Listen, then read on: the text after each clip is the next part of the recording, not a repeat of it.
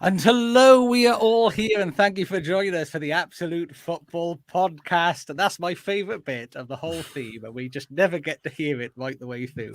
It's devastating. But thank you all for joining us. For everybody on all formats, on Twitch, on YouTube, if you're watching us live, thank you very much for joining us.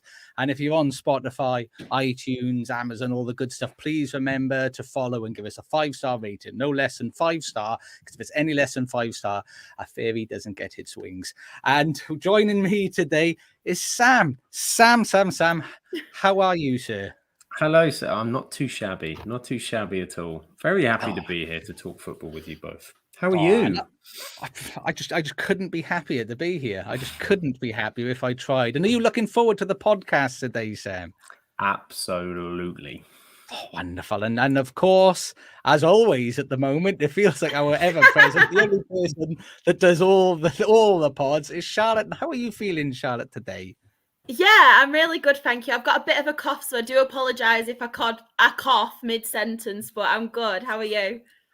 Yeah, well, I caught mid-sentence. I know.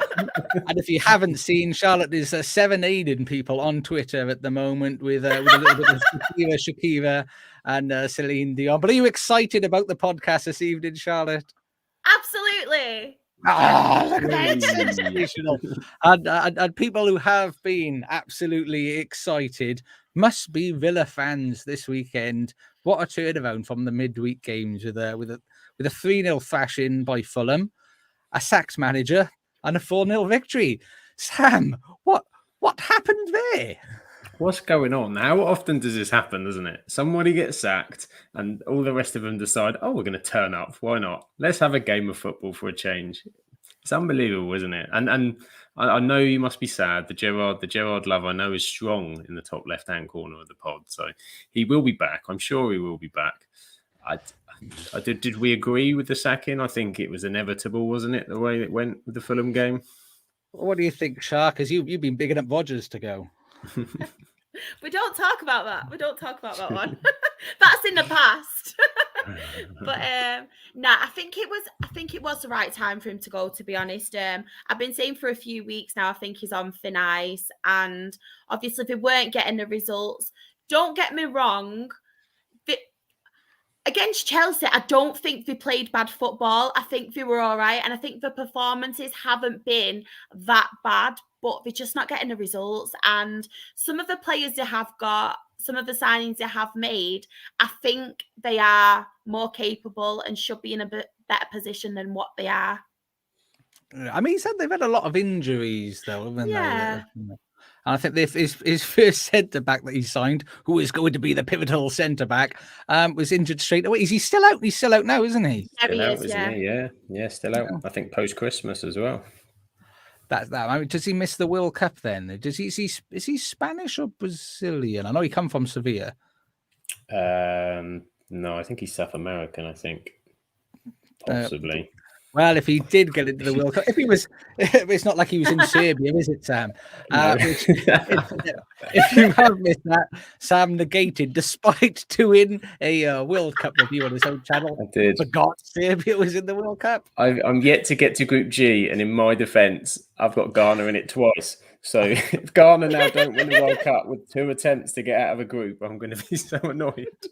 Shocking. I mean, I looked at the results. I think Gerrard, believe it, over his 40 games, which incidentally, 40 games is just ridiculous. But he had a 47% loss rate, which is quite significant. Bashar, do you think 40 games is enough?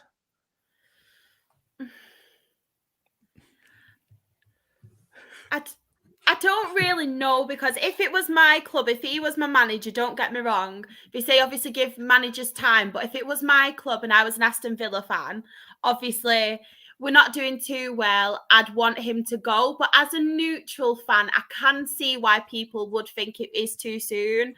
But I just think for him, I think Scotland's a whole different kettle of fish to the Premier League, and maybe it was a bit of a step too far too soon. What are you saying about Scottish football? I don't believe it. No, I'm a League Two fan, so I can't say anything. Don't get me wrong, but I just think it might have been too much of a big step too soon. And I think because he did well in Scotland, people kind of thought he was going to do wonders at Villa, and maybe that was kind of, yeah. I think it was a bit of a bit of a bigger step than people thought for him there. So Charlotte's view, Sam, is that Gerrard was a rubbish manager for Aston Villa, and he shouldn't have been there because he just wasn't good enough. In regards to his performance, I mean, what did you think? How do you think he performed as a manager? And I am joking, Shai. No, that's not really what you said. Yeah, I'd say it's 40 games, and it was about this time last season they sacked Dean Smith, wasn't it? It was similar kind of time, and they were doing worse than they are now. But Villa are just one of those clubs. You think with what they had, the way they'd spent in the summer, I think their expectations grew, didn't they? Their expectations grew over the summer, bringing in some of the players that they did. So injuries have been harsh on him. I think it's hard to tell. I think it's the right call to sack him. Is he a bad manager? It's tough. It's tough to say that because north of the border is a different game, yes, but he had to take Celtic on up there. That's a different challenge. But Premier League is a different ball game. I just think in time we'll see Gerrard come back again and see, but maybe we should just try it at Liverpool, just see what happens. I think now's the time. Now's the time for the switch at Liverpool. Let's go. Let's do it. You're fine. For all of our audio listeners, we are live on YouTube and Twitch at the moment in the chat. I think Scotland Lake think you could have given him 400 games, wouldn't have made a difference. And Torstein said Gerrard's win percentage at Villa is no worse than Neville's at Valencia. This is true. I did see that, but I mean, I do. I'm going to defend him and stick up for him because I love him. But I think yeah. The mother of Gerrard's children stands up for him again. I prefer Gerrard's lover than his children's mother. I think he did come in at a difficult time, and a lot of the guys in the team and in the club said when he came in, things improved instantly from where he was under Dean Smith in regards to professionalism. So he got a lot more professionalism. The training was better, but he came in with a specific coach underneath him whose name escapes me entirely, but he did all of the tactics and a lot of the training for him. So Gerrard said what he wanted to do, and this guy sort of made it happen. Like Ferguson had all of his good, many assistants over the years. That's what he had. And but yeah, he improved the professionalism. He brought players to the club. I mean, a lot of players, Dendoncker, Babukar, Kamara Babukar, and Coutinho, and there was another one whose name is. They all said they came because of Gerrard and his passion that he gave them. I sort of think though, and I'm interested in your opinion, when he took the captaincy off Mings, justifiably because he's crap, and Mings and he said though he needs to prove himself, and the fans and Mings reacted really badly from that. Since then, Mings has been awful. Do you think perhaps it was a little bit of player power and that sort of seed, a bad apple seed, perhaps grew in the team? What do you think, guys? Probably starts, doesn't it? It starts to feed its way down when something happens at that level. And as you say, I think he was completely justifiable in doing what he did because I don't rate Mings that much either.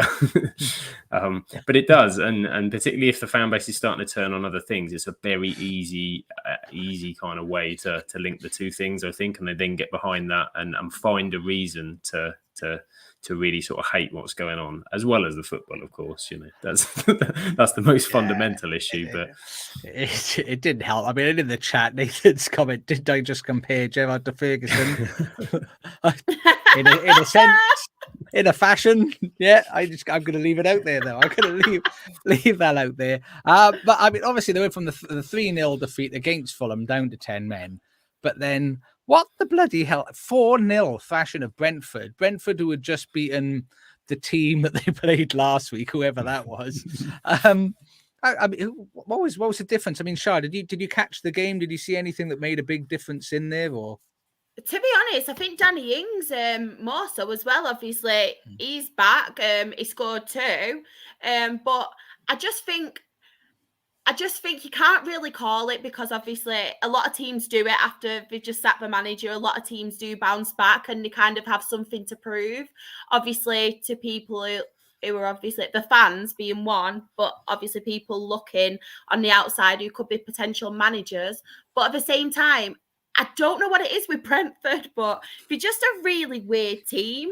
Like they could go and pull out like a brilliant result against one of the top clubs and then they'll go and get battered the week after, and I just can't call it with Brentford. So it's a great result, and I think Danny Ings was good as well, and obviously Ollie it's always Watkins. good for your striker. Ollie Watkins scored a goal. Yeah, we did. Where's he been? Like Watkins, Ings, Bailey, they all turned up, didn't they? I mean, they blew them away in that first 15 minutes. Absolutely blew them away. Where have they been? Yeah, where have they gone? It's a weird one, but I mean, just quickly, we'll go through the chat. Eskimo of Us agrees it was a good game for Bailey. Luke's in the chat as well on YouTube. Thanks for joining us, Luke. He said Villa were more free in their play and they wasn't as regimented. Yeah. Maybe proving their point, which is yeah, it's very valid there. And takes us on to our next point. Who do we think is going to be their next manager? Torstein thinks Unai Emery, because he did so well at Arsenal. I think that would be a good move. Well, what do you think, Shah? Who would you be your pick if you were at Aston Villa or a fan of Aston Villa? To be honest, I don't really know, because obviously if it's been the usuals out there, you've got your Pochettino linked, even though it's like Ingy. You've got obviously people are saying about what's it called, Tuchel as well, but I don't know whether they'd go to Aston Villa. So I don't really know. I wouldn't like to call it. And obviously you've got the likes of Steve Bruce, Sam Allardyce. Will they make a return? We've just had it confirmed in the chat. Unai Emery is confirmed. Oh. Okay. I reckon it'll be Emery, by the way. That was my option, yeah. And I mean, Scoops is saying somebody tweeted Emery's a serious downgrade from Gerrard. I like it. I like the thought behind that. And Nathan saying we're all psychics in there. And Football United he wanted Bielsa. That would have been interesting. I'm sure they would have really liked that from Gerrard. But no, it's Unai Emery. Now he is good evening. That is good evening. Yeah, that's his one. I've missed that. I'm glad that's back. I think that's great. That's a controversial view then from Scoops, which we won't read out because we might have Americans listening on audio. Shame on you. But so Unai Emery, good evening. How do we think he's going to fare before we move on, people?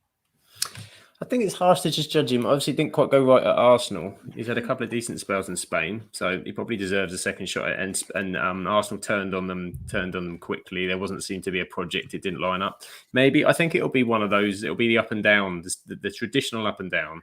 There'll be a reaction. Everyone will be excited for half of the season, and then it will start to dwindle again, I think, because Emery's a good manager, but I think again, where do Villa see the project ending? Where do they think they're going to get to? Exactly. I mean, and we've got in the chat, see Frank saying give him a chance. In Scoops, he did win the Europa League at Villa. Who is he playing in that final, by the way, Sam? I can't remember. Who was that final against? He was playing the manager with the better record than Steven Gerrard, Ole Gunnar Solskjaer in that final.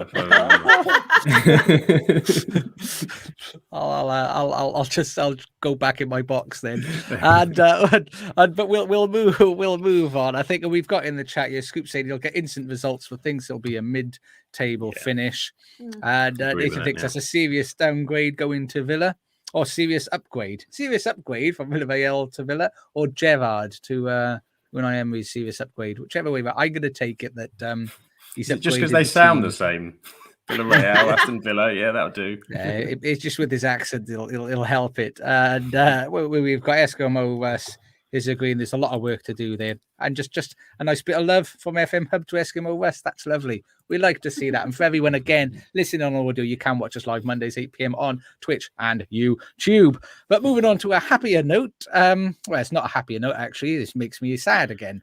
The two United games. We'll talk briefly about them both because they were contrasting games.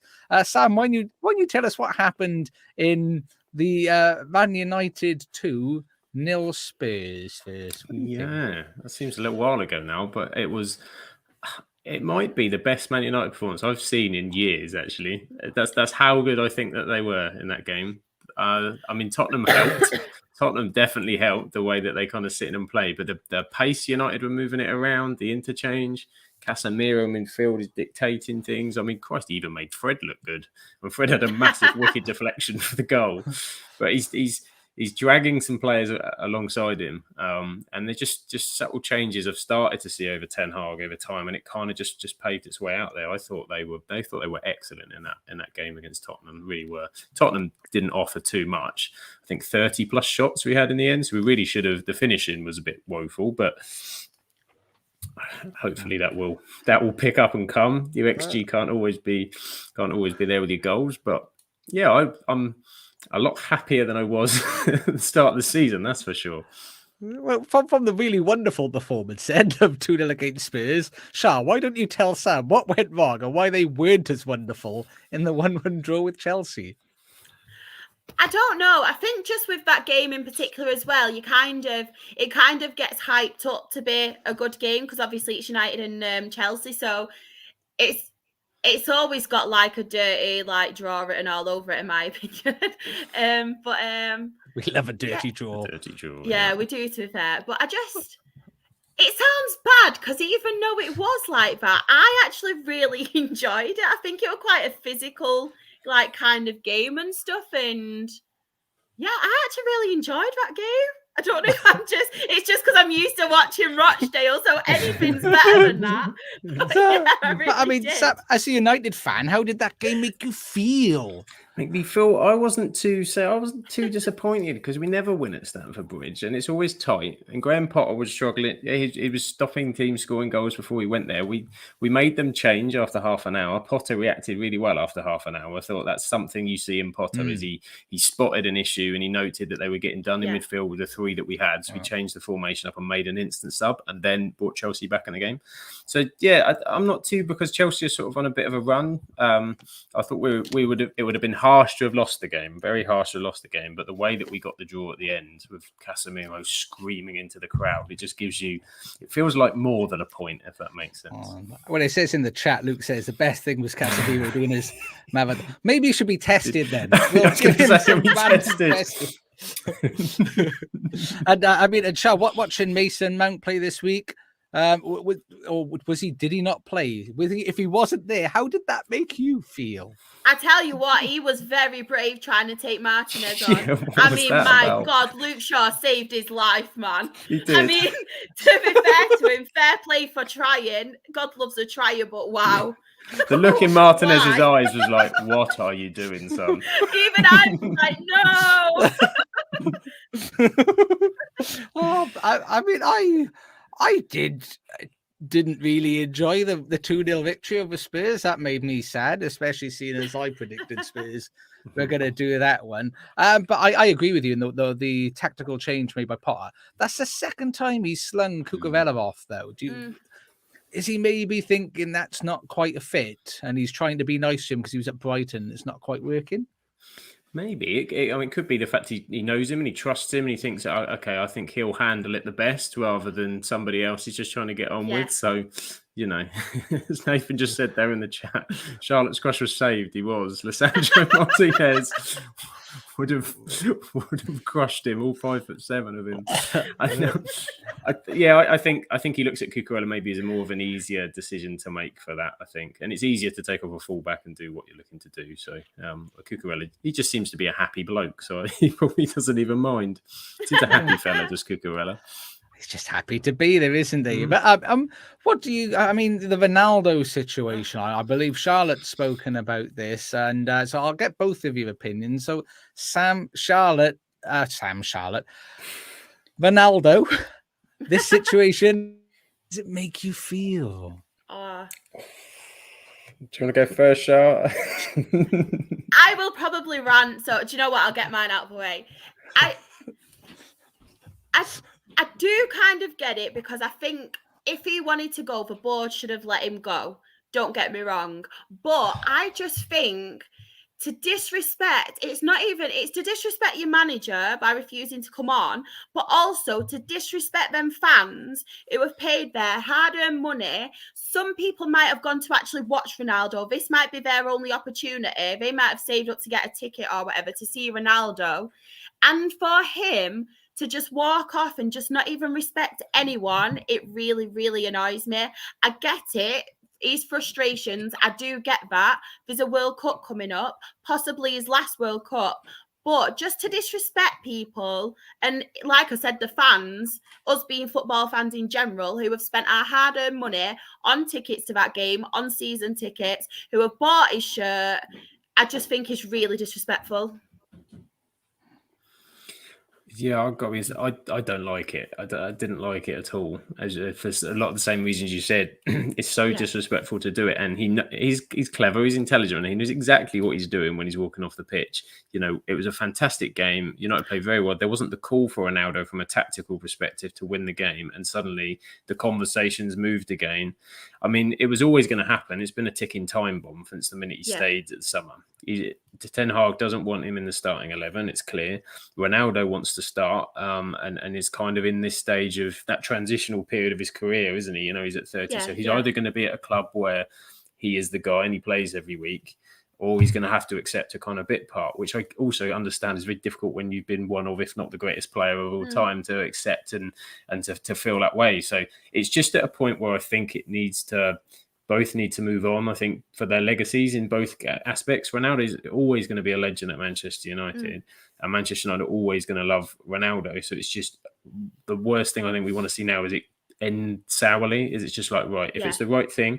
The problem is where he goes, isn't it? That's the issue. And that was the issue in the summer. Who's going to pay Ronaldo's money pre-World Cup to go, unless he goes to somewhere like the Far East or maybe even America or somewhere, which then you're questioning the standard of football, particularly for the World Cup. So I Galaxy were eyeing him up. I think LA Galaxy was supposed to be eyeing him up, allegedly. And we've got in the chat, and Lucas saying Ronaldo, his head is in his head, he's bigger than the club. I thought you said his head is bigger than the club then.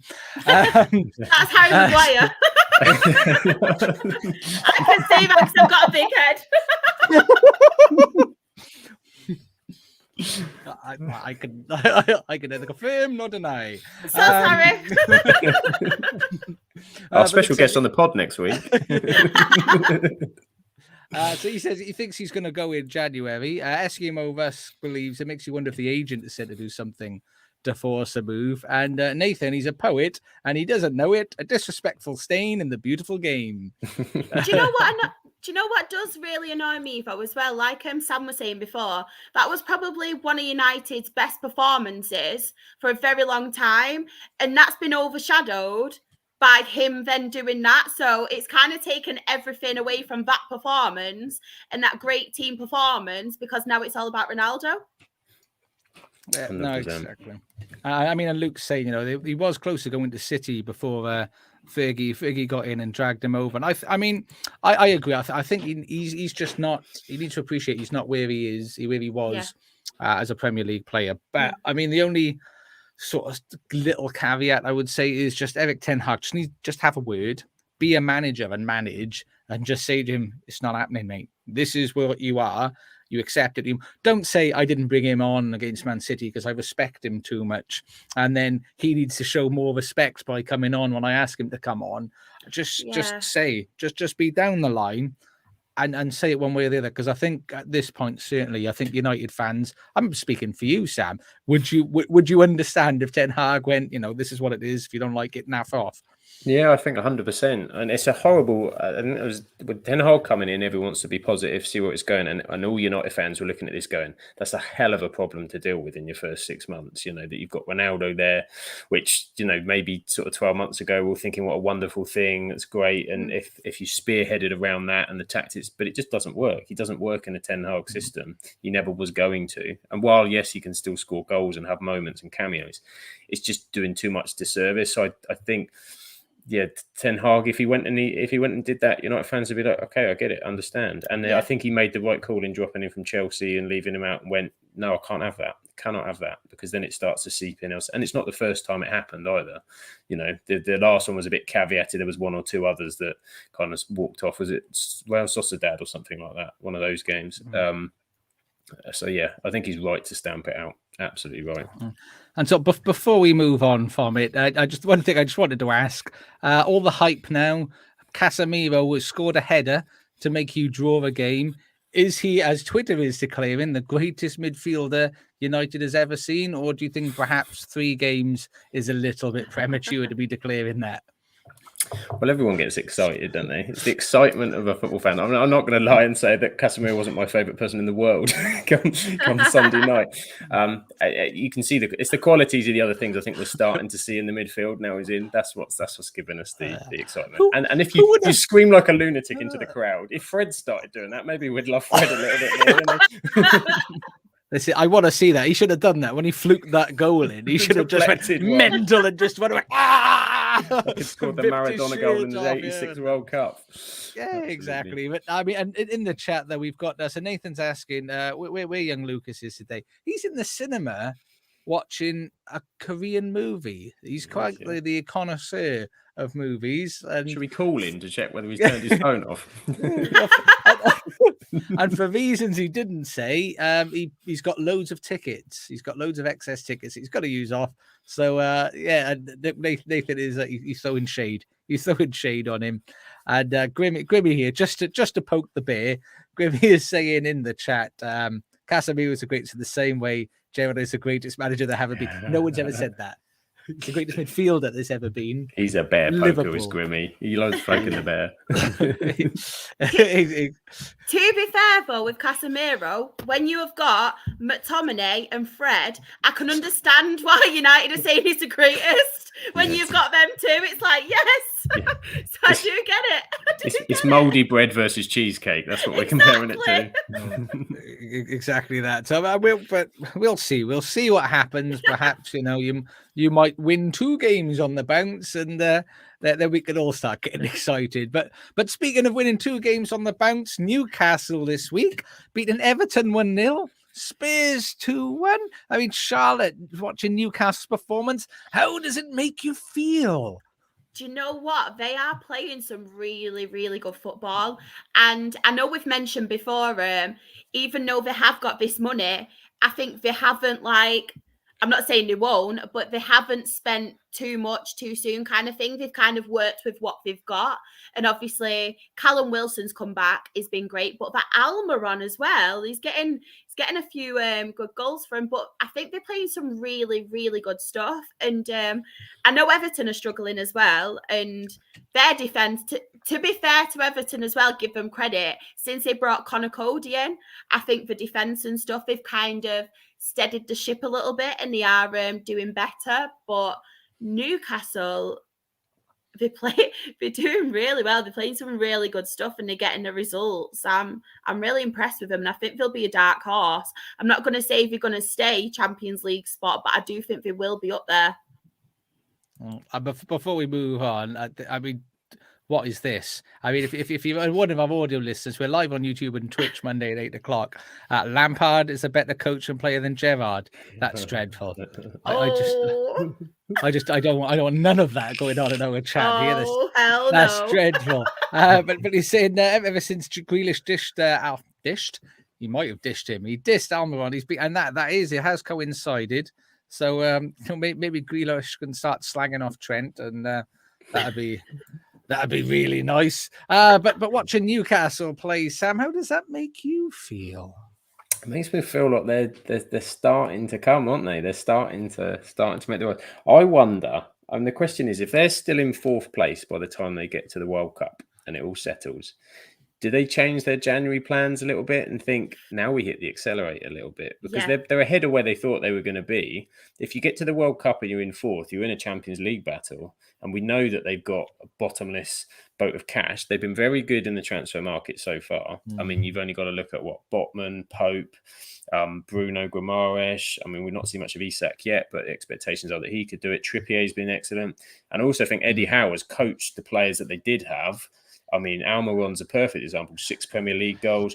Fabian Joelinton. Shaw. Since when Joelinton, Fabian Shaw have become world beaters all of a sudden? They were just squad players. So I wonder, you get to the World Cup and they're fourth. January could be very, very interesting. And if Newcastle make one or two clever buys like they have done in the past 2 windows, it might not be beyond the realm of possibility. Because I don't think, you look at the other top 4 sides, they're not exactly setting the world alight that you're going to be clear they're going to be there. I mean, and even against Spurs, I mean, they sort of won ugly towards the end of the game as well. And you need a bit of that. And they've got that flair, a bit of pace. I mean, up front, it's Wilson, isn't it? It's Callum Wilson up front. I get him mixed up. There's another striker who's injury prone as well. I always get Danny Ings. I get the two of them mixed up all the time. I think just left-footed injury prone strikers. I mean, we spoke last week about Tony probably not going because Southgate doesn't pick on form or ability. Do we think if Wilson can stay fit, does he get in? I don't think he's not had a look in so far, is he? And can he stay fit is the question. You got Danny. Say you got Callum Wilson, you got Danny Ings coming back, Ivan Toney, even Calvert-Lewin played the other day. You're starting all these names that have kind of not been consistent enough. It's going to be one from about 3 or 4, and God knows what Gareth Southgate thinks before he goes to sleep. I'm not sure I want to know, but we'll find out. But we've got, I mean, in the chat here, a really good question thrown to us by Torsten, who has had the better Premier League redemption story this season, Kepa and Almiron, or Kepa, Almiron, or Xhaka? That's tough because you got Kepa going from obviously he was refusing to be subbed, then having an absolute garbage season. Almiron being slated by Lucas as one of the worst players he thinks he's ever seen. And Granit Xhaka, let's be honest, has been garbage and just wanted to fight people, including his own fans, for about 4 years. I mean, what do you think? First, Sam, what do you think? I think I'd have to go Xhaka, just on the basis that when he sort of had the captaincy issue, didn't he? And the fans were adamant with him that he was gone, and he's been not just an important in terms of his improved performance. I think he's been key to the rest of the squad and dragging them through as well. So that's probably my reasoning. I'd go Granit Xhaka, which I never thought I would do because I was in that camp as well, which Xhaka's done. But I think he's been excellent. How about you, Shah? I would probably have to agree with Xhaka. I've watched. I can't speak today. I've watched a lot more of Xhaka as well, and I just think is disciplinary as well at the minute, because obviously it was really bad, weren't it? His temper and everything, and just how he seems to have settled. And as Sam was saying, he seems to be vital and key to this Arsenal team, and I think they rely on him now. And he used to be very inconsistent, a bit of a liability. And don't get me wrong, there's a long season to go, but at the minute, I would probably say Xhaka, 100%. I mean, we've got in the chat here, so Grimmy thinks Almiron, who I think it's too early days for me personally. We've got Kepa by Footy Fan, which I could see because he was poo. Let's be fair, he really was falling apart, and Luke's going for Xhaka as well, from being on the floor and really having a rough time, and also Nathan. They all sort of think Xhaka. I would sort of. I would lean towards Xhaka again just because of the longevity. I mean, Kepa had a bad season and came back. Almiron's just been bog standard and is suddenly doing bits, whereas Xhaka was just mental, and I thought the man was going to have a breakdown every time he was on the field. He's just unbelievable. But talking about having a breakdown, Liverpool's 2 games this week. Liverpool won West Ham 0. And then Forest won, Liverpool 0. What's going on? What a difference a week makes. I just don't know. I'm just words. Just words. I mean, Shah, first of all, Shah, how did it make you feel seeing these 2 games? I'll be really honest, I was actually in work on Saturday and I didn't see any results. And then I checked when I finished and I was like, whoa, I was really taken back by the Forest one, because as much, I really don't want to be disrespectful, but as much as Liverpool going have to been be. very inconsistent. It's Nottingham Forest. We have Forest fan in the chat as well. I'm just throwing that out I'm there. So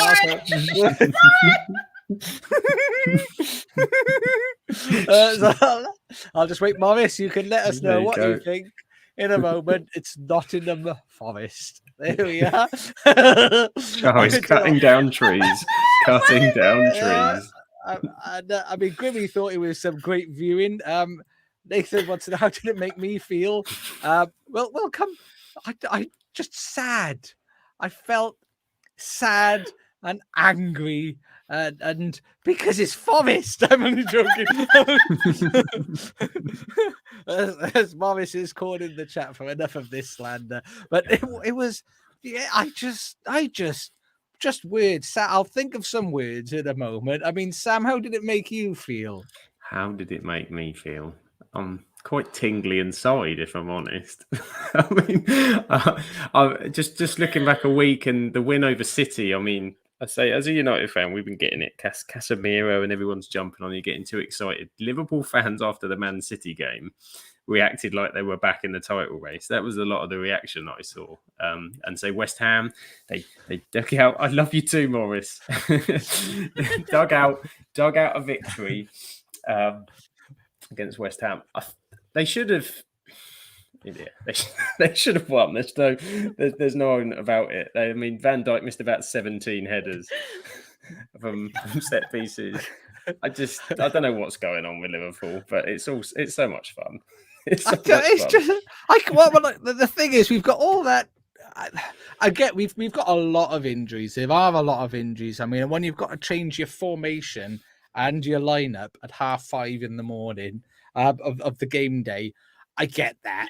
I get that. It's gonna, I came a tiny violin out.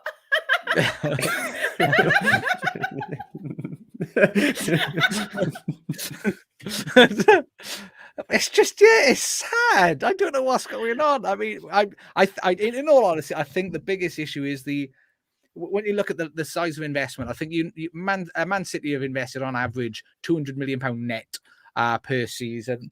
This season, obviously, Nottingham Forest outspent Liverpool on net spend. They did, and I think over the last 5 years, we're actually six. We're actually six in the net spend table. So, and I think that's catching up with us now. I think that lack of investment, we're at the point now where we've got older experienced players, we've got young coming through. There's nothing in the middle, and that's what we need. What do you think about some of your young players? Because I'm not sure on a few of them. I'm thinking Curtis Jones, is he good enough? Carvalho's not really. He was one you bought in the summer. He seems one that needs time, clearly. I mean, Harvey Elliott's played a lot this season, but is there enough output? Are the young players good enough? I mean, I think Harvey Elliott is good. He's playing well. I think Curtis Jones, I've always been very. I'm not sure what position he plays. You know, is he a left midfield? Is he attacking midfield? Is he in the middle? I don't know. But yeah, I think Carvalho. I don't think Carvalho was brought in to play this often this season. I don't think that was the plan. And having everybody out injured sort of disrupted us a little bit. But I mean, I'll move on from Liverpool in a minute because there is a focus we should really be given. But yeah, it's frightening what's going on. We need to get players back, but we need some investment. And thanks FSG for linking us with Frankie de Jong in October. That's really useful. That's great. But I mean, we're taking us back into the chat though, and I think it is only fair. Mark's is saying Forest played well. And let them have the win and be happy. And yeah, Forest played well. I mean, I think they made the striker that they started, whose name I cannot say. Does anyone want to have a stab at it? I think somebody mentioned it in the chat. Oh, here he is. So Luke's calling him out. Who I actually used to play for Liverpool.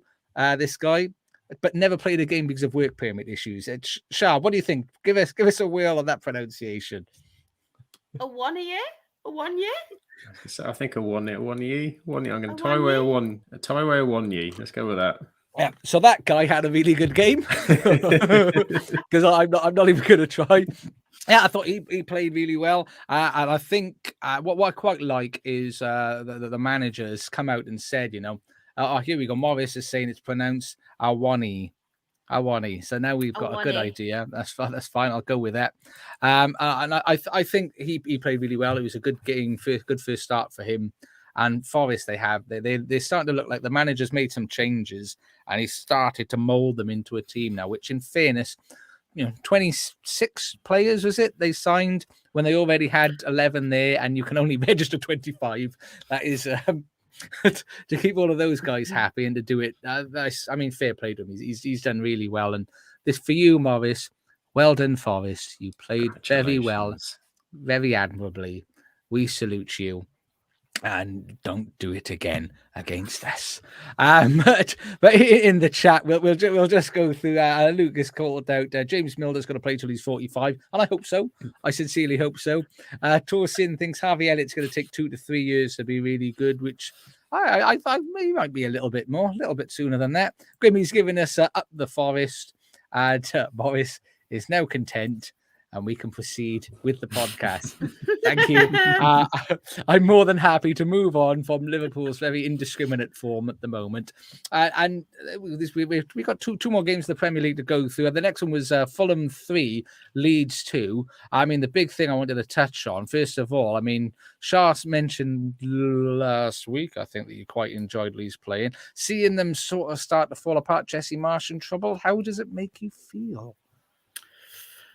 To be fair, I have seen glimpses of them like playing well, but I can see VR starting to struggle now. But as well, I want to give credit to Fulham. As much as obviously Leeds are struggling, I think Fulham have made some really good signings this season, and I just think some of the football they're playing, and Mitrovic as well. You know my love for Mitrovic, guys. I really do love Mitrovic, and it's just really good to see, because the Fulham that we've seen in the past, obviously it's like you get promoted, go back down and stuff, but it's really nice to see them actually doing well. I love Fulham. I don't know why I've got a soft spot for Fulham. I really have. I used to like them when they had Papa Bouba Diop. And incidentally, they've got a Bouba Diop now, haven't they? A new Bouba Diop. Yeah, do you know what? I'm going to look it up. I mean, while I'm looking this up, Sam, I mean, how did that, in regards to Leeds possibly being in trouble here, how does that make you feel? Makes me, I was going to say it makes me feel like the beginning of the end, but I think it's possibly beyond that point for Jesse Marsh. I was thinking, is Jesse Hold On? That was a song, wasn't it? Jesse Hold On. That feels a little bit, yeah. Jesse, there you go, Shah. That's another one for your karaoke session. Jesse Held On. Tribute for Jesse Marsh. I just think they've I think their squad's quite incomplete. I don't think they've, I mean, obviously Phillips, Rafinha, big losses in the summer. They brought 1 or 2 in, Aronson. I think going forward, they've done some bits. They've not been too bad. Bamford's come back in, and maybe question marks over him. But I just look defensively. Defensively, they've got Pascal Struijk at left back. But I was having a look today, and he's still their WhoScored.com best rated player this season. And he's not a left back. And then and centre backs have been dreadful. They concede too many goals, and the way that Fulham got in for 1 or 2 of those was just poor. I mean, Mitrovic had a free header at the front post of a corner. We all know what Mitrovic is about. Yeah. And there didn't seem to be a plan to kind of stop that. So I think the fans are turning, and matter of time, I think. No win since August. That's not going to keep you in a job very long as you're entering November in the Premier League. Yes. I mean, Nathan in the chat, he rates Marsh, but he doesn't think they've played. Is that Luke Ayers? Is that who he's referring to? Who's Ayers? Ayers, Luke Ayers. They're talking about... that's Luke Ayling I'm thinking of. Luke Ayling. I don't know who Ayers is, Nathan, but I agree with you. You're correct. And and Luke in the chat says it's a Diop. So they've got another Diop. It's a Diop, yeah. yeah, exactly. And his players, if they haven't replaced their players that they've lost, that is a very valid point. Yeah. They really haven't done. They've I think Rodrigo, was it Rodrigo or Rafinha? Which one was it? Rafinha, wasn't it? Rafinha left and Barca. Rodrigo, and they brought Rodrigo in, who incidentally I think he scored, as I looked at earlier, like 5. You've got Sinistero as the other bloke with 2. No one else has scored more than a single goal for him this season as well. So they were struggling to replace Rafinha, which is always going to happen. Rafinha was to be honest way too good for that squad last season anyway, wasn't he? And Torsten thinks that Jesse Marsh might be joining CVG at the job centre. Just leave Stephen alone, honestly. And Nathan's happy for us to proceed now that I correctly read that his notes. I do apologise. But where is my notes from today? So that'll take us over to the game which we all hoped that Lucas was going to be here for. And I think the real reason why he booked cinema tickets this evening is Southampton won, Arsenal won. And Sam, watching that, how did that make you feel? Did that give you a little chuckle? I think, it was nice because I would say I watched Southampton not too many weeks ago, and parts were good, but I didn't fancy them taking on Arsenal and getting some. I thought Arsenal looked tired. I think they looked tired, and I think this was always my one question mark with Arsenal was European games start to come in, everything starts to pile up. He doesn't rotate that much either. It's tough. I mean, the grand scheme of things, you can't win every game. You're gonna slip up, and Southampton ideally isn't the one that you want to do it against, because if you're in that kind of battle they think they're in. But it just shows what we kind of all know, isn't it? That the City juggernaut will steam through when these results happen. I don't think, not a big disaster, but just one or two things you're thinking probably needs to freshen it up and keep it rotating, because otherwise we've still got the World Cup to come, a whole lot of season.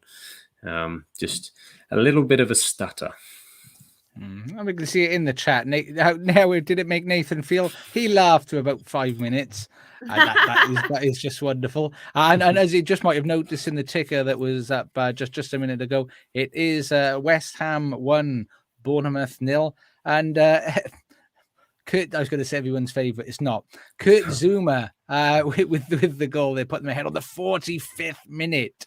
That must be devastating for Bournemouth, who've been playing quite well themselves, actually. But Charles, seeing Arsenal stumble, how did that make you feel? Don't get me wrong, it makes the Premier League as a whole interesting. Obviously, to me, I was kind of gutted in a way, because it's always nice to have a new person at the top, like a new team, and obviously they've been playing some good stuff, and it stops Manchester City, obviously. We all know are playing some really good stuff at the minute. But I just think with Arsenal, I don't think they've quite got enough after the first team and the team, like Sam was saying, it doesn't seem to rotate much. But I don't think, apart from that starting lineup and a couple of others, they have got enough to maybe carry them on. And obviously, if they do get injuries, if obviously this with the World Cup, I don't think they have that quality apart from who they start with to kind of get them to the next level, like Manchester City have. Obviously, you look at Manchester City's starting 11, you look at the substitutes bench as well. I don't think Arsenal are quite there yet. And I think, obviously, if they do get a couple of injuries or suspensions, they could struggle. Yeah. And we've got, we'll come on to this in a moment. I think, they're just sloppy, aren't they? They are sloppy, and they're going to tire. And that's what I think. In fairness to Lucas, he has said himself he thinks they are going to get tired and slip up. So I was thinking when we came to this game, should we all just laugh for like 2 minutes?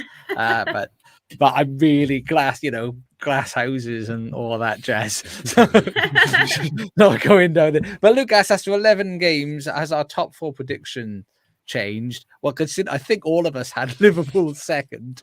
I would wager that's probably changed quite a bit. I mean, if we just go through it quickly before we move on. I mean, Sam, do you want to give us your top 4 prediction? Yeah, I'm trying to think back to what I had, and I think it was City and Liverpool in the top 2 with Arsenal and Spurs. So the one change I would probably make is Chelsea under Potter now. I think Chelsea are a different animal. I think they'll start to get stronger. Instead of who? I think instead of Spurs, I think this is You look at the points that they've had, but they've not played many of the top sides. Well, they played 1 or 2 of the top sides, but they've still got 1 or 2 more to come. And the fans are not enjoying this at all. They're not enjoying this. The Conte and the way of football, they have to win, and I just don't think it's going to. I think Arsenal. I think Arsenal, City, Chelsea, and I do think Liverpool will come back stronger and maybe nick 4th by the end of the season. Well done, Sam. And Charlotte, your top 4? I'm going to go with Leicester because of Brendan Rodgers. I'm joking. No, I've actually got them up on my phone, and I had Manchester City, Liverpool, Spurs, and Arsenal. I think Manchester City will be there. I think Liverpool will still be there, even though we're struggling now. Arsenal, I just think I've got a feeling Manchester United might nick it, and I think Spurs may take a loss. Don't do this to me, Shah. Don't do this to me. Too much expectations. No, honestly, too much. I really do. I've just got a feeling they might nick it. They could. We played all the top 6 so far. This next run could be intriguing. We're in the mix. We're in the conversation at least, which is what we hope to be. I just think as well with Chelsea, I think at the start I honestly thought Spurs would do really, really well, and I just think under Conte, I just think they play some negative football, and I just don't think some of the players are performing quite like they should. But I just think Chelsea are the same. I think they're very inconsistent, and I really do think Manchester United will nick the top 4. I do worry a little bit where Chelsea's goals come from. That's the one thing with Chelsea. I don't worry about it at all. And, Not us in the slightest with Chelsea. They can shove it. and into the chat, we've got Stinky Belinky with good evening. He's celebrating the return of Unai Emery. Good evening, indeed. But that takes us. I think we've quite comprehensively covered a lot of our leagues here. So let's take us over to some of the old Internationale. Do we like this layout? I don't like that layout. I'm going to switch it over to this layout. and I'll also I'll get rid of this for you as well. So Sam, you're back. Everybody missed your retirement village stories. So tell us a little about La Liga. So it's La Liga time. And it was a double game week in Spain this week. 2 for the price of 1 in Spanish football. It's happy hour because we had 2 rounds of fixtures in Spain following the El Clasico, obviously last weekend. Real Madrid followed up with their victory over Barcelona with a 3-0 victory away at Elche before they then turned up and played the retirement home of Sevilla.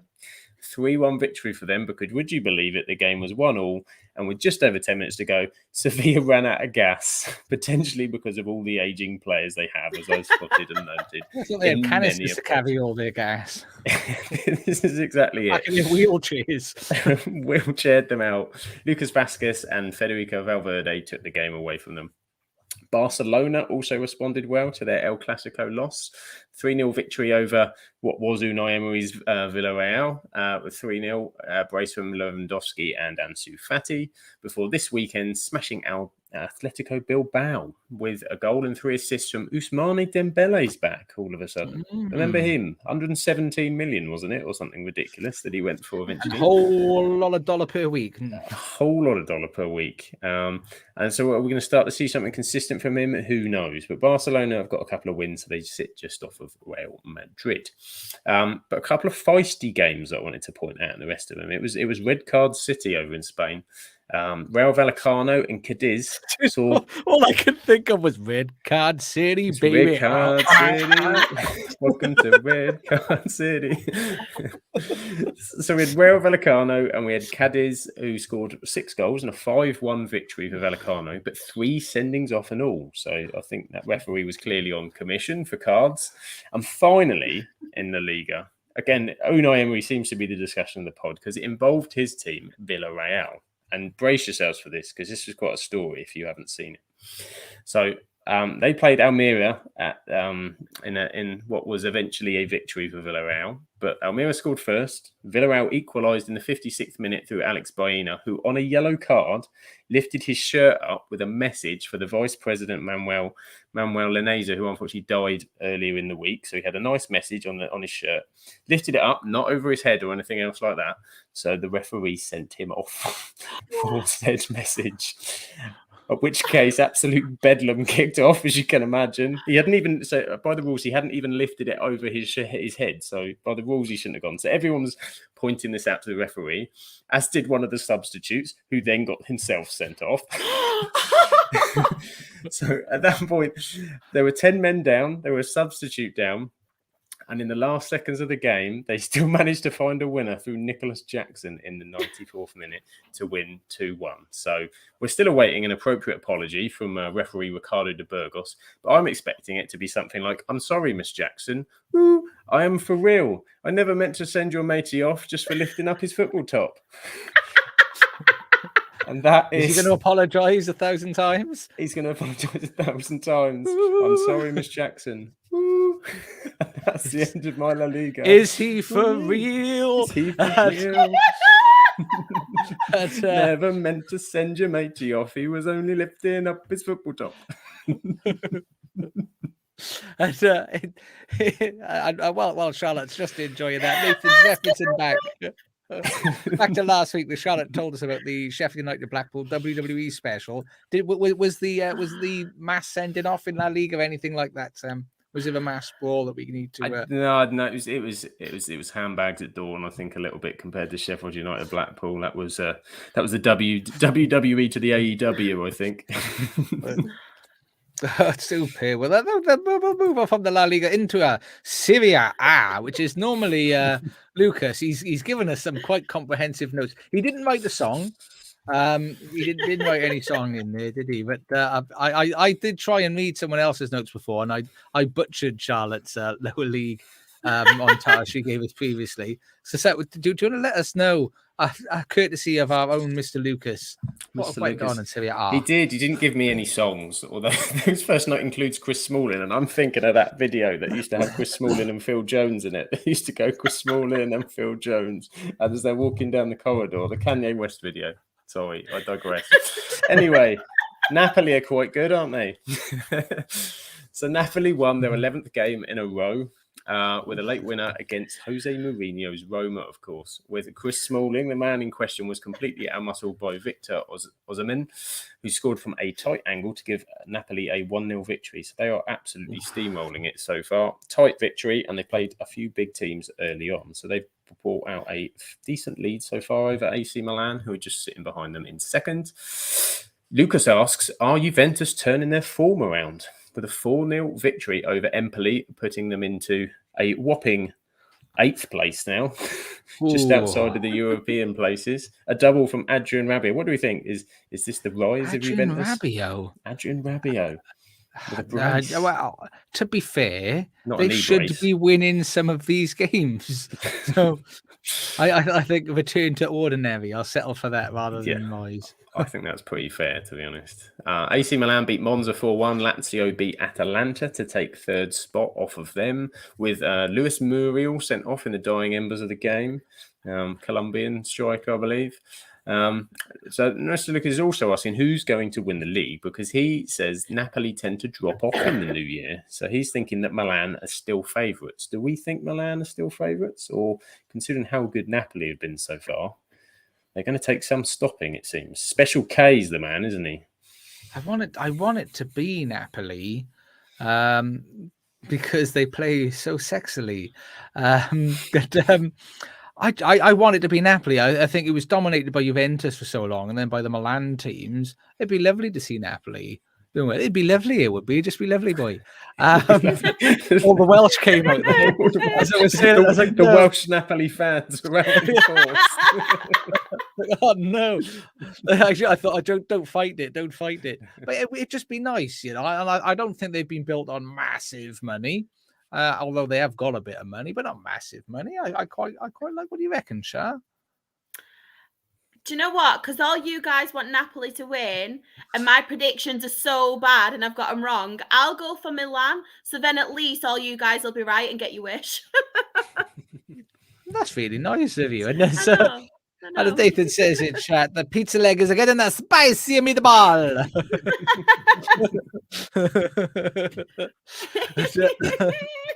So that takes us on to the Bundesliga, which is not as exciting as La Liga. They both got Liga in there, but that's about as similar as they've got.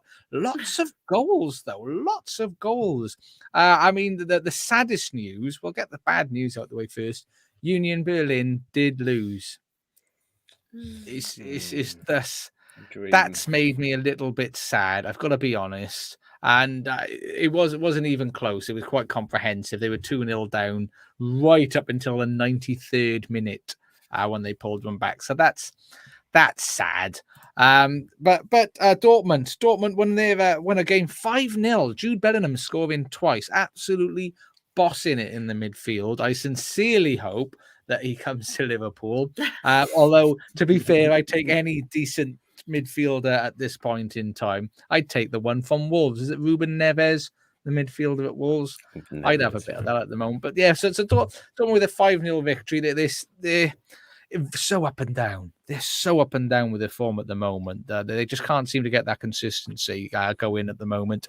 But then we had not quite the double desi. We had a 3-3 draw with Leipzig against Augsburg. I have been looking every week. I do admit I do scour for the double desi in the league. Yeah. And I'm desperate to claim one. I almost shouted out the Colombian second division or something. The other way, I was like, no, it's got to be one of our covered leagues to get excited about a double desi. Yeah, I mean, Nathan's in the chat. It's not what's worth for me. Union Berlin losing or Liverpool losing to the Forest. It's hard. I'd love Union Berlin. What a story that would be. But I mean, still wrecking that story is Bayern Munich 2-0 against Hoffenheim. Just a standard comprehensive victory for Bayern Munich. But Mans 5-0 against Köln. 2 5-0s in that game week, which is quite sensational. And I think Freiburg managed to win after they defeated Bayern Munich last week. They're simply pulling it back 2-0 against Werder Bremen. But the other story for me, apart from being very sad that Union Berlin just couldn't quite keep the steam train rolling, is Xabi Alonso drew a game. He's put more points on the board out of those. He's been there for about 2, I think it's either 2 or 3 games out of the 11, and he is now responsible for 4 of the points that Leverkusen has out of 8, out of just 2 games of management. So that's lovely. No, it's been 3 games. He had a 4-0 win, then he lost, and he's drawn 2-2. That's not bad record. I like that. Big up the Liverpool managers. And didn't they have Hippo? But Leverkusen used to have Hippo as well, didn't they? Sammy Hippo. Maybe that's Stevie G's next one. Xabi can take them to the end of the season, and then he'll be a Bayer Leverkusen man. Do you know what? Can you imagine that? What a bench that would be, though, if one of them was manager, one of them was assistant manager. Oh, the finesse! Can you imagine training? That'd just be beautiful, absolutely beautiful. But so unfortunately, it looks like Bayern Munich are probably going to be gaining their place. I can't see Union Berlin sort of sustaining their performance. Unfortunately, as much as my heart desires them to, I just can't see it happen. I mean, they've got the Europa League, which they're going to struggle with because that's about 8 million games. But if they can keep it up, I'm not even sure when they play, but they play Bayern Munich in February at the moment. And that I'd love that to be a title crucial match. That'd be absolutely superb, Bayern Munich and Union Berlin. But that is the Bundesliga, and I'm concerned about Charlotte. I'm not quite. If you're watching live, Charlotte's frozen. She has. On my screen. She's frozen on mine. Yeah. Or she's been doing a really long cough. It could be one or the other. But we'll give her a moment. She's decided she's just going to cough that one out. But yeah, let it go. Just don't hold it back anymore, Shah. We should have that. That'll be our next karaoke. She's trying to come back on here in laptop issues. We shall continue. We shall continue because we've got the very important news of Ligue 1. I got to be honest, I've not even looked at the games. I don't care. PSG is still winning. They're not going to lose any games, are they? I think the story is still Lorient and Lens are still bossing it up there. I mean, fair play. They're only losing 1 game apiece. Take PSG out. What a competitive league. I mean, 26, 24, 23, 21, 21, 19, 17 points. Clermont's foot. I thought I said Claire's foot then, but Clermont's foot. Right the way up to second. That's exciting. But Other than that, it's Ligue 1. Is that breast on the bottom as well? Saggy breast. I ain't saying nothing. That's just disgraceful. You should be ashamed of yourself bringing that sort of smut into this podcast. This is what happens when Charlotte's not here. You see, it all goes to pot. Do you know what? The problem is. The next section is Charlotte's lower league. She's timed it to absolute perfection. So we're a little bit scuppered because we are dependent upon Charlotte to cover the lower leagues for us. But she's not here. So I think what we'll do, we'll jump forward a little bit. We'll go through the results of last week's predictions. We'll bring them up here. So if we have a look at this very wonderfully designed graphic, and at the moment, top of the leaderboard, number one, the greatest of all time is me with 5 correct predictions out of the last. Have we done 3 or 4 shows now? I can't remember. The light bites that with me out of whack. I think this is 4. Is this 4? This might be 4. This is 4. So if it's 4, well, the next question is, what's 4 times 4? 16. There we go. It's out of a possible. This can't be out of 16, surely. We do 4 games every week. We make our predictions, and this is where we've come out at the leaderboard. The top scorer is 5 out of 16 points. I think we would all get sacked if this was a football league. This is a football league, but it's dreadful week for Sam, for Mr. Ducks. Dreadful week of predictions. Well, technically, I'm out of 15 because according to the rules, you're not allowed to predict a game the night after the result has come in. Which who knew? I missed the pod last Monday, and I predicted Crystal Palace correctly would win the following day, and was struck out for the rules. So I have a game in hand, in my opinion. I was taking none of that shit. There's no cheating here. This is a very serious competition that needs to be respected. But yeah, so we had, I think if we go through the predictions that we looked at was Man United, Spurs, and Sam thought there'd be a draw. I thought Spurs would win, if that was more wishful thinking than anything. And I think Lucas went Spurs, and Charlotte actually predicted United for the victory there. The only one out of all of us that thought United might beat Spurs. The next game was Leicester Leeds, and Sam predicted a draw. He's wrong again. I upset my father, who's a Leeds fan, and predicted Leicester would win, which they did. And Lucas predicted Leicester would win, which they did. And Charlotte predicted a draw, which they did not. The next thing we predicted was Brentford, Chelsea. Sam went for Chelsea, and he was wrong. I went for a draw, and they did. And Lucas went for Chelsea and was wrong. And Charlotte went for Chelsea and was also wrong. And then the last game we predicted was Palace versus the Wolverhampton Wanderers, which Sam was not allowed to predict after the result had already happened. The easiest one of the 4. He had a not applicable there. And I predicted a Palace win, which they did. And Lucas predicted a draw and was wrong. And Charlotte also predicted a Palace win, which they did. So that was a good week for me and Shah, even better one for me. But yeah, so this week, Sam, you were a loser. How does that make you feel?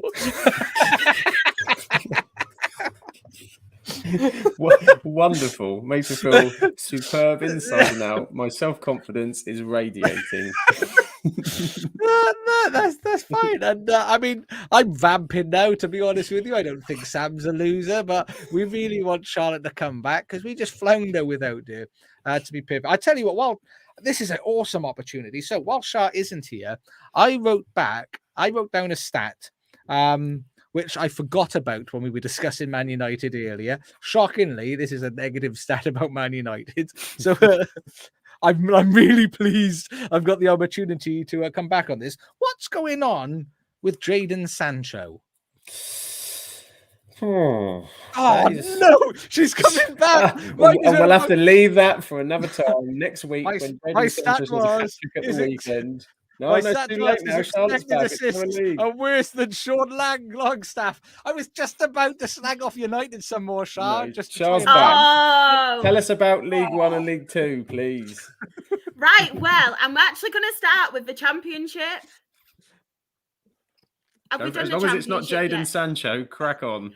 Because the Championship, we have actually got new people at the top, which isn't Norwich or Burnley.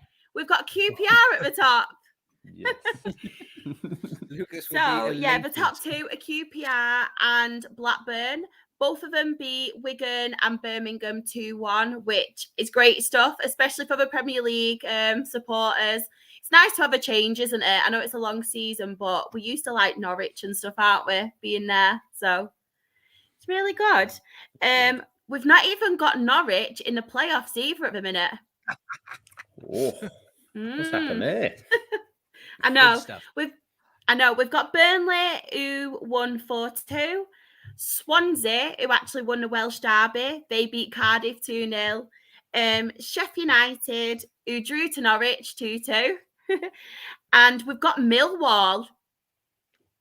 We have got Millwall in the playoff. I love your faces. Not fancy them going up now? Oh. Yeah, we've got Millwall who beat struggling West Brom 2-1. And then in relegation, Coventry aren't bottom anymore, which is good because ex-Rochdale player and somebody I actually know, Jamie Allen, great lad, scored a goal and they won 2-0. So I'm really happy for Coventry. I've got a soft spot for Coventry. So they are off the bottom. Unfortunately, still in relegation now. And West Brom, obviously at the bottom, and Huddersfield drew 0-0 against Middlesbrough. League One, we've got a bit of news. Exeter have just appointed Gary Caldwell as manager, so a new managerial appointment. And there's a lot of rumours that Tyson Fury could possibly be taking over his hometown Morecambe. I heard that, yeah. He's been doing the rounds, hasn't he? Run out of people to punch in the face, so he's going to buy Morecambe. I know. The thing is, though, as well, with Morecambe, I know.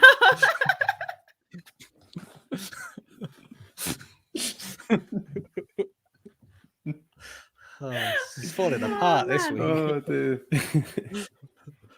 But yeah, top still the same. Both Plymouth and Ipswich still top. Player, and they're playing some really good Plymouth. stuff as well. Come on, Plymouth.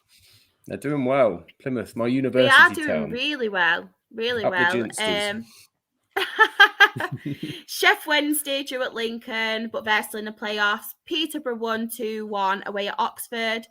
Portsmouth are still in the playoffs. They beat struggling Forest Green 1-0, which I'm happy to see because I don't like Forest Green. Do not like Forest Green. Forest. It's just Forest. She doesn't like trees. She's got some sort of thing against trees. Do you know why? It frustrates me because they're another one of them clubs, obviously. I'm just jealous because obviously I'm a Rochdale fan and stuff. And if they're one of them clubs that have obviously had money pumped into it, and we had a player who we signed on loan last season, Corey O'Keefe, and they say never fall in love with a loan player. We all fell in love with that loan player, and he signed for Forest Green in the summer. So I'm bitter. I'm a bitter Rochdale fan. Really bitter. And MK Dons are bottom of the league as well. So they're really, really struggling at the minute. Really struggling. League Two. Rochdale didn't play. We're not talking about Rochdale. We didn't play. We're avoiding that one. We lost. But shock. But yeah, Leyton Orient have now gone top of the league. They beat playoff contenders Carlisle 3-2, which Carlisle are doing really well. They're playing some really good stuff at the minute. Ex-Rochdale player Paul Simpson's their manager, so I do often keep an eye on Carlisle. And there was a good game at the top. Second place Stevenage actually lost 3-2 to third place Northampton. That was a really good game as well. Playoffs, Mansfield lost 3-2 to struggling Crawley, which took them off the bottom. Not good, because obviously it drags us back in it a little bit. Not good. Swindon beat bottom of the league Hartlepool 2-1. Bradford drew 0-0 away at Grimsby, and Carlisle take the last playoff spot, even though they did lose. And in relegation is Hartlepool and Colchester, who lost 1-0 to Newport. So even though we lost, we're not the bottom two, but we play tomorrow against Tranmere, and I've not got a good feeling. I'm back. I've been like not back down to reality now. We had our win in a Her Game 2 fiction. Now we've kind of been not back down to reality again. We've had our win for now. Yeah. So, a question I did have. I did hear West Brom look like they're going to be appointing Carlos Corberan from previous Huddersfield manager. Is what I've been hearing. He had one really bad season. He's been like up and down. I think his managerial career. He's done well, then bad, then well, then bad. I think he did like really bad at Huddersfield, then really well at Huddersfield, and I think he finished them in the final in the playoff finals. I mean, have you seen much of him, Shad? What do you think? I'm going to be honest, I've never really paid much attention to it. For all West Brom fans, he's very, very inconsistent. So I think this year will be a bad year to get him. You want to wait till next season. Next season, he'll be a good manager to have. Because that's how it works, apparently. And Nathan in the chat, very upset about all Rochdale's struggles. It makes him sad. That's how it makes him feel. Nathan, I agree. But while you were away, Shah, we did go through the prediction tallies, and just we will go through all the results again because I did that. I was vamping while you were in here, and I'm leading the way. But you are number 2 at the moment. You had I think it was 2 points you picked up. What I did comment on at the moment, based on if this is the 4th podcast week, we do 4 predictions a week. This means this tally is out of 16. So we're not doing especially well. But but you know, you got to take it. You got to take it where you can get it. But that takes us on to towards the latter end now. And we're going to make our predictions for this week, and we're going to see if anybody can. If this is my opportunity to break away from the pack, and or you're going to pull us all back. So the first game that we're going to look at predicting this week is Palace Southampton. Sam, Palace or Southampton? Southampton tend to follow a decent result with something a bit, and they've had two draws and a win in the last 3. Palace is struggling, but I think Palace are due a win. That's how I tend to work Southampton and Palace out. Are they due a win or not? I think Palace are due a win. Following the Wolves one. So, and Shah, Palace or Southampton? I'm going to go with, even though they are away, I'm going to go with Southampton because I think they are doing all right. I think Crystal Palace, even though they did pick up a result, I don't think it was last game. Was it the one before? I can't remember which one, but they've recently won anyway. But I just think Southampton play some good stuff. And football fan in the chat agrees with you. They think Southampton 2-1. Such is the confidence in that game. I think. Who do I think? I'm not really too sure what I think. Palace lost 3-0 to Everton last week, which we didn't touch on that game because I don't like Everton. And I do the format. But I think I'm going. I like Patrick Vieira as a manager, so I'm going to go for a Palace victory as well on that one. The next game, though, Fulham-Everton. It is at Fulham. If I start with you, Shah, Fulham or Everton? Can I guess? Even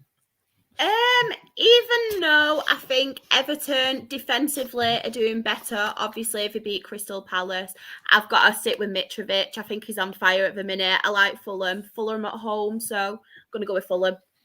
I'm going to go for Fulham. And Sam, Fulham or Everton? I'm going to sit in the Fulham camp, yeah. Fulham's my granddad's team, and they've been doing some bits. So Andreas Pereira on set pieces, causing all the damage for Mitrovic. You see, so that's the new love pairing with Fulham. and Steve in the chat's agreeing with you. I think 1-0 to Fulham. I also, to be fair, I'm going to go for Fulham win because they are Sam's granddad's team, and I don't like Everton. And in the chat on YouTube, we have Boom Pool. Good evening. We be getting a lot of good evenings. Good evenings this evening. Good evening. So welcome in, Crazy Boom. And again, for all of our audio listeners, you can catch us live Mondays 8 p.m. on Twitch and YouTube. Be part of the conversation. The next game for the predictions, I didn't want to put in, but I thought it's a tough game to predict. Liverpool leads. Sam, Liverpool leads. Who do you think's going to be the most out of form? I think you'll have too much for Leeds. I think you should have scored against Nottingham Forest. Van Dijk borrowed Maguire's forehead, it seemed, for that afternoon. He had a couple of point blank headers. They should have at least got one there. Leeds are not a team that I would back to go to Anfield and do it. I will happily be incorrect on this score if it happens, you wouldn't. But I'm going to go for Liverpool. And Shah, how about you? Liverpool leads. Yeah, I'm going to go with Liverpool. Obviously, I know that happened against Nottingham Forest, but I do think you are due a win. And are you at home as well? Yeah, I think home win. Liverpool. I mean, and in the chat, first of all, a football fan is having to leave us now. He thoroughly enjoyed the show. Thank you very much for being here and being part of the conversation. Very much appreciated. FM Hub is giving us a 3-1 to victory to Liverpool. Torsten is saying 1-0 to Liverpool. And the RTL Football Cast is just being an ass and saying 3-2 to Leeds just to torment me, I think. I'm not taking none of that. Boom Pool, though, back being sensible at 2-1. I'm going to go for Liverpool because I'm going to go for Liverpool. Why not? Although they did mess up my accumulator this week. I was telling Sam off cam, I bet 25p at the time because I'm really tight with my money. I had 4 25p bets on. I could have won £65. The only result not to come in was bloody Liverpool Forest. I was devastated. The last game we're going to look at is Newcastle, Aston Villa. Sam, Newcastle, Aston Villa. The regenerated Villa. Regenerated Villa. I think the regenerated Villa are going to come unstuck against Newcastle. I think Newcastle are in a bit of a run, and that 4-0 was they took advantage of Brentford and the excitement at Villa Park, but Newcastle are a different kettle of fish at the minute. So I'm going to go for up the tune. And Charlotte, you're going to go for the villains or the different fish at the tune? I'm going to go with Newcastle again. I'm going to stick with the home team. I just think Newcastle, they're playing some good stuff at the minute, even though obviously Aston Villa did win. It was Brentford and they're very inconsistent. So Newcastle all the way for me. Do you know what? We're all going to be this something. I think this is a first for this week. We are all going for the same teams, I think. No. Do you know what? I think actually Charlotte went for Southampton, so you spoiled it there, Charlotte. So either me and Sam are either going to tank this week, and Charlotte's going to pick the league, or we're all just going to be awful because I too am going for Newcastle. And I think Nathan in the chat's going to go for a Palace win. Leeds draw, get away, Palace win, draw, get a bet. I think draw 1-1. That's the Everton Fulham game, isn't it? And then Leeds, you a win. Newcastle are going to win. We agree. And Boom Pool is going to go. Villa's going to try and impress Unai, but he thinks Newcastle are going to win that one. And RTL agree that Newcastle look good. And I tell you what I am going to do, because Sam did miss a week. We're going to chuck an extra game in just for you to try and balance it back up. Bonus, Favoritism. I'm a game behind. Favoritism. I said I got the Crystal Palace result on Tuesday night. I got it. I should have had it. You copied me. And I think we're gonna go. Which game am I gonna pick? I think we're going to pick. It's going to be like the Venezuelan third division, isn't it? No, we'll keep it fair. We'll keep it in the Premier League. I think I shall go for Brentford Wolves. Oh, it's horrible. That is horrible. Yeah, well, I'm not going to go Leicester City, Man City, am I? Brendan! Brentford versus Wolves. Oh, they've both just had a tonking, haven't they? Which means who the hell knows what's going to happen there? Why not? Brentford at home. Brentford. Go for Brentford. Let's go for Brentford. And destination content, agreeing with Crazy Boom. Nathan's very upset that we're helping, but we're just bringing him. I'm just helping to bring him level. Just helping to bring him level. And Torsten's enjoyed the show today, and the RTL said I need to send off Sam or myself. Either way, it's just all in the views of being fair. All in the views of being fair with each other. Don't make me sing Miss Jackson again to you. No more red cards tonight. Yeah, nobody really needs that today. But before we go, I think I just want to say, obviously, a massive thank you to everyone in the chat today. It's been really good. You guys have interacted really well with us, and we've thoroughly enjoyed it. So thank you very much to everyone in the chat. A big thank you to our editor. That's me for putting this all together. A big thank you as well to Mrs. FMFO for all the graphical genius that she inputs in. Please make sure you follow the Absolute Football Podcast Twitter account. Follow us on Instagram, some fantastic stuff on there, and soon some exclusive Instagram content as we look to, hopefully, I'm going to say it, so now we're going to have to actually do it. We're going to start doing some Instagram lives, which you can all join in and actually be on with us. So make sure you're following us on the Instagram so you can find that as well. And Sam, where can people find you, sir? You can find me under Up the FM Ducks, which is on Twitter, on YouTube, on Instagram, on TikTok, and everything. And I just wanted to reach out and say thank you to everybody who reached out to me this week. The sort of sad family situation going on, and I'm really appreciative. A lot of people reached out and were supportive, and it meant the world. So so thank you to everybody for the support this week. Is just what I wanted to say. Oh, no problem at all. And obviously, we if I could give you a hug, I would give you a hug. A camera hug. And Shah, where can everybody find you, Shah? I am most active on Twitter, but I am ShahXREFC on Twitter, Instagram, TikTok. I won't make a mistake and say Twitch this time, and YouTube. But if you want to follow my Rochdale Her Game 2 page, I've got a lot of cool stuff coming up. So that is Rochdale HGT, and I'm most active on Twitter and Instagram with that. But there's a lot of really good stuff coming up soon. Oh, fantastic. And I think and I am everywhere. I'm everywhere you can think of, like a dirty vash that you can't shift. Under FMFO official, and at the moment I'm streaming a lot. I'm doing a lot of streaming, much to my wife's annoyance. I'm doing a bit of the new Football Manager game and also Resident Evil 7. If you want to watch a grown man cry, that's certainly the place to be. Streaming and a rash and you're crying. I'd get that checked out, to be fair. Exactly. Yeah, even on the moon, everywhere. Everywhere. You can't get enough. But this has been the Absolute Football Podcast. We thank you all so much for joining us. Keep an eye out. Hopefully you'll join a mixture of two of us on the light bite this Thursday. Who it's going to be, I don't know. We don't know. We legitimately do not know. We've got no idea. But yeah, thank you all for joining. It's been really good. It's been really great fun having you all here. We very much appreciate it. And I think we'll catch you on Thursday, 8 p.m, Monday on 8 p.m, YouTube, Twitch. Follow us on Spotify. Thank you all very, very much.